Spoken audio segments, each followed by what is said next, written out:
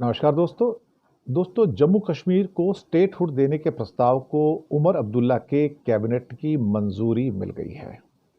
अब 2 दिन में मोदी से मिलके इस प्रस्ताव को वो उनको पेश करेंगे और इस प्रस्ताव की मीटिंग के अंदर डिप्टी सीएम सुरेंद्र चौधरी, मंत्री सकीना मसूद इटू, जावेद अहमद राणा, जावेद अहमद डार और सतीश शर्मा मौजूद थे। जब 370 खत्म हुआ था तो राज्य का दर्जा भी खत्म कर दिया गया था, जानबूझ के किया गया था। जख्मों पर नमक छिड़कने की आदत मोदी और शाह की पुरानी है। उनको लगता है कि वो सब कुछ कर सकते हैं। तो कभी कभी लगता है कि औरंगजेब के शासन में इस शासन में क्या फर्क है, वो भी तो अत्याचार ही करता था, ये भी अत्याचार करते हैं। कश्मीरियों के ऊपर इनके अत्याचार कम थोड़ी हैं भाई। लेकिन पूर्ण राज्य का दर्जा मिलेगा तो बहुत कुछ बदल जाएगा। जितनी सार्वजनिक व्यवस्थाएं हैं, पब्लिक ऑर्डर है, वो सब इनके पास, राज्य के पास आ जाएंगे। अभी कोई भी वित्तीय बिल होता है तो उसे उपराज्यपाल की मंजूरी होती है, उसकी ज़रूरत नहीं होगी। एंटी करप्शन ब्यूरो और ऑल इंडिया सर्विसेज की ट्रांसफ़र इनके हाथ में आ जाएगी।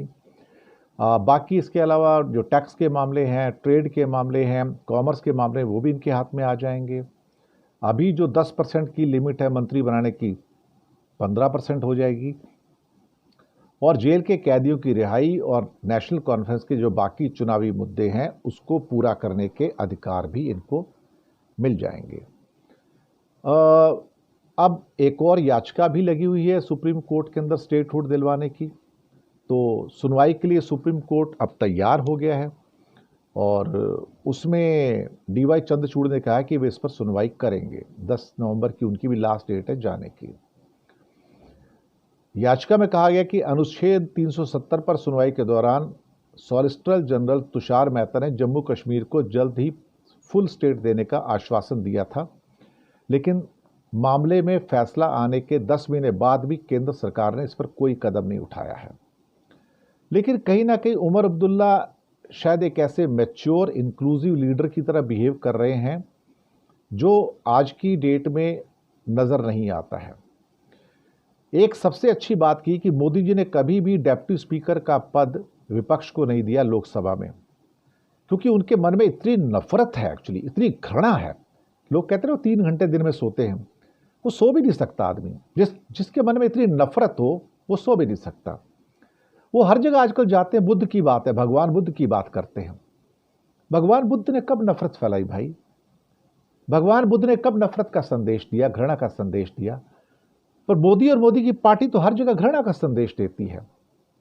दरअसल पूरी बीजेपी आतंकवादी पार्टी बन चुकी है। अब तो हम भी कहेंगे, खड़गे साहब ने तो कहा, ये सही कहा है कि ये पूरी आतंकवादियों की पार्टी बन गई है। तो लेकिन उमर अब्दुल्ला ने एक नैरेटिव सेट कर दिया कि उप मुख्यमंत्री का पद हिंदू को दे दिया, सुरेंद्र चौधरी को।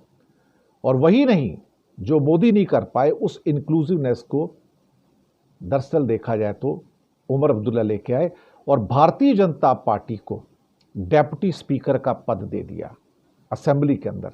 हालांकि उनकी बनती नहीं थी, अगर इलेक्शन करते तो डेप्यूटी स्पीकर भी इनके पास ही रहता था। लेकिन एक भली मनसाहत होती है, एक लोकतांत्रिक प्रणाली होती है, उस परंपरा का कायम करते हुए उमर अब्दुल्ला ने डेप्यूटी स्पीकर का पद बीजेपी को देने का निर्णय किया। इससे बड़ी बात और क्या हो सकती है कि ये शख्स आज मिलकर चल रहा है उनसे और राज्य को एक नई दिशा देना चाहता है। मोदी जी को उमर अब्दुल्ला की क्लास में बैठना चाहिए और सीखना चाहिए कि इंक्लूसिवनेस और लोकतांत्रिक परंपराएं किसे कहते हैं। बस यही, शुक्रिया।